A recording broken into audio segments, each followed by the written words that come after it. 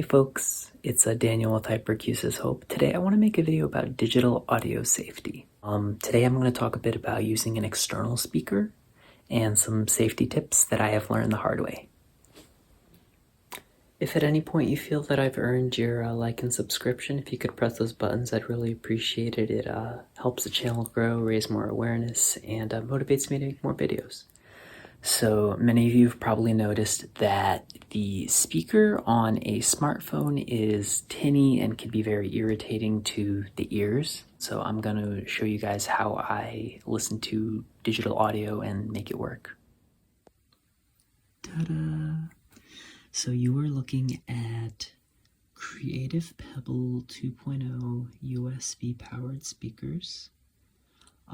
The cool thing is that, like, if you have like a USB outlet in a computer, or if you have like an adapter, or even like, like a phone charger, you can make these guys work.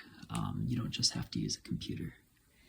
They've been indispensable for me for, being able to listen to a little bit of music, to do phone calls, watch some YouTube videos even, and I'm going to show you how I do that. I don't even turn them off completely. I just turn it all the way down, because turning it off, that's the only real click that you're gonna have, and you probably would want to wear hearing protection for that. But the cool thing about these speakers is that even though they're cheap, they're not tinny. They actually, even on the back, as you can see, they have like this little base membrane. I don't know what you call it, but basically, you're not getting super hi-fi audio, but it's also pretty decent quality for $17. As you can see, I use like strategically placed washcloths in order to keep things from, being too loud when they're set down. So what I usually do when I'm listening to music, I turn these around a little bit, because what that does, you kind of just get like this, the waves of the sound are a little more piercing this way. But this way kind of takes away a little bit of the edge and has allowed me slowly to reintroduce music. Not all days. There's certain days where my ears are too fatigued to listen to music, and over time I've learned to recognize that. And it's also important to not have things with too much percussion, too much drum. For me, that's just like a no. So there's certain songs that I can't listen to, but there are enough that I can. So I'm not gonna plug this in for the sake of, avoiding any unnecessary clicking, but we all know how to, hook up our audio. So you want it turned all the way down when you plug your audio device in. And just be careful, if you pull this more than a couple feet, the speakers are going to come crashing down, and that is going to give you a setback.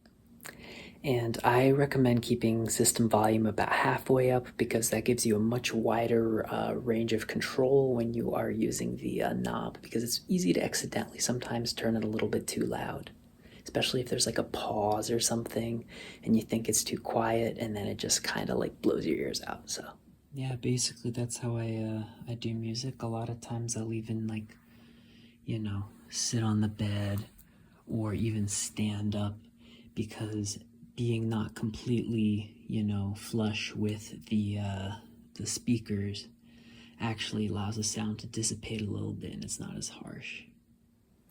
Next, I want to talk a little bit about how I do like phone calls, Zoom calls, have like therapy appointments and stuff. And for that, I generally just use one speaker. I like the one with the volume control. When I'm on the bed usually, so I have the other one just on the floor. I hope I got that in the shot. And actually keep it a little ways away from me. I find that if it's too close, it can be a little harsh. Remember, when you're beginning the call, make sure that the volume is all the way down. And, once, you got the phone ringing or you're connected to the call, you can slowly start putting the volume up, and then put it somewhere where it's going to be comfortable for you. And this just makes my life so much easier when it comes to, I guess, like, I get ear fatigue a lot less when I'm using this technique. Sometimes if it's like a long Zoom call or whatever, like I'll have to turn it down and then turn on the captions or turn it off and use captions for a while. Some days are better than others, but these are kind of like my assistive tools in order to allow me to enjoy a little bit of the sound that I never paid a second thought to before I got hyperacusis. So just a little recap. Always keep things on the lowest volume when you're starting and then slowly turn up to the volume that you're comfortable with. And just remember, they're connected. So if you're going to be pulling them, one is going to follow the other. And that's really it. Listen to your ears. Don't let them get too fatigued. A mistake that I started making towards the beginning of listening to music, it's like, okay, I haven't been able to listen for so long that if I'm going to listen tonight, let's just go for it. And I would listen for hours, and I'd kind of ignore the pain and then I'd regret it and I'd have a setback. And so it's important to sort of just space it out. And personally, I cry a lot of times when I listen to music, and half of it's just because, I'm kind of emo and I listen to the emo stuff. And part of it is just because I wasn't sure I'd ever even be able to listen to music again. I had to not listen to it for many months to get to where I am now.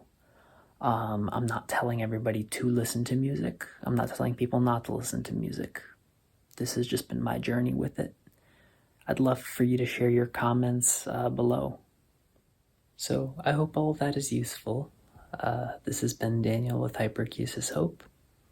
I'm off to listen to some tunes. I'll see y'all next time. Peace.